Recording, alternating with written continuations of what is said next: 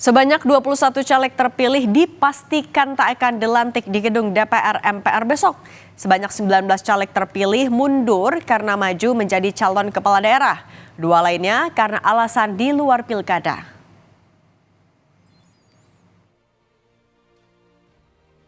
Airin Rahmidiani dan Rano Karno jadi salah satu caleg yang tak akan dilantik pada Selasa besok.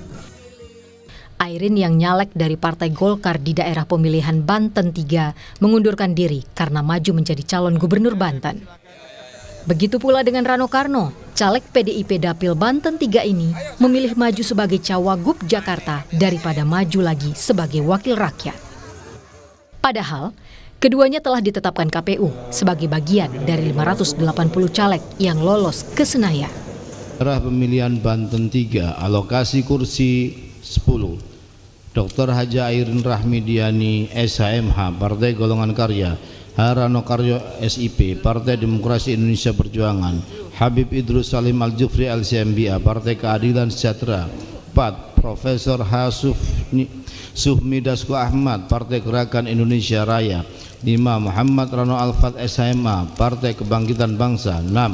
Okta Kumala Dewi SEMAK Partai Amanat Nasional. 7. Zulfikar Hamonangan Partai Demokrat. 8. Dr. Haji Wahidin Halim MSI Partai Nasdem.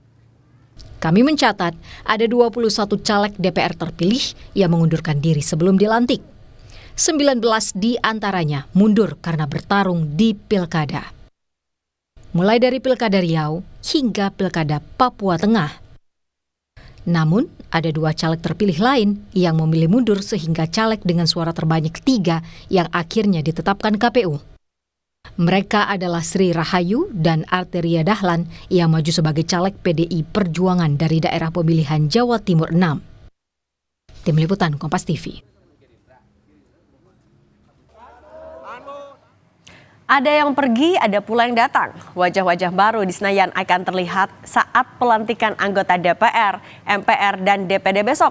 Bagaimana teknis pelantikan besok? Kita sudah terhubung dengan jurnalis Kompas TV, Masni Rahmawati di DPR RI.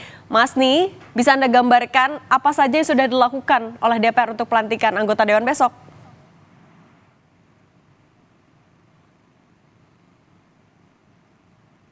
Melaksanakan gladi bersih jelang dari pelantikan anggota baru DPR, DPD dan juga MPR untuk periode masa jabatan 2024 hingga 2029. Tadi sekitar pukul 2 lewat waktu Indonesia Barat, ini gladi bersih sudah dilaksanakan. Tentunya juga kabarnya ini juga dihadiri oleh anggota-anggota terpilih untuk periode 2024-2029, sekaligus nanti juga akan ada pemberian lencana atau PIN keanggotaan baru seperti itu.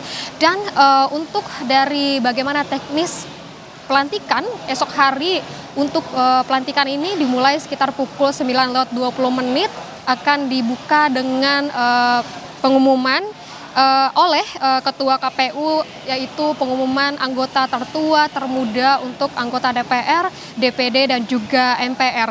Selain itu, setelah dilaksanakannya pengumuman untuk anggota termuda dan tertua, dari Sekjen DPR ini akan mengumumkan pimpinan sementara untuk DPR, DPD dan juga MPR.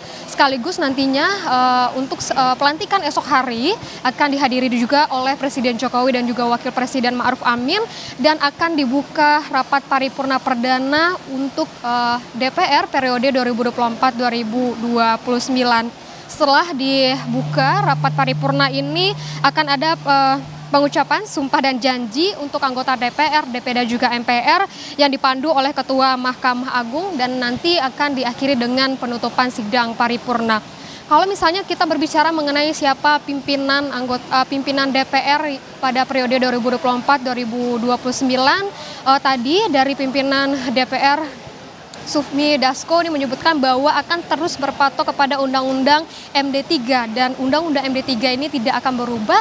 Maka untuk pemilihan pimpinan DPR periode 2024-2029 ini akan sesuai dengan Undang-Undang MD3. Untuk selengkapnya ini penjelasan dari Sufmi Dasko Ahmad.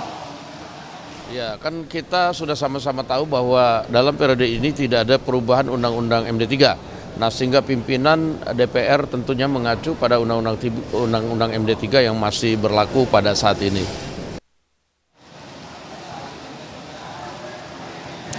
untuk dari pimpinan DPR ini akan dipilih sesuai dengan partai politik yang memiliki suara terbanyak seperti itu. Kalau kita melihat kembali untuk dari partai politik yang memiliki suara terbanyak atau memperoleh suara terbanyak di Senayan adalah PDI Perjuangan. Ini bisa saja untuk Puan Maharani berkesempatan kembali untuk memimpin atau menjadi ketua dari DPR RI periode 2024-2029. Namun kita akan nantikan besok pelantikannya siapa yang akan jadi pimpinan DPR, siapa akan menjadi pimpinan DPD dan juga menjadi pimpinan MPR, Cindy. Jurnalis Kompas TV Masni Rahmawati, terima kasih. Selamat bertugas kembali.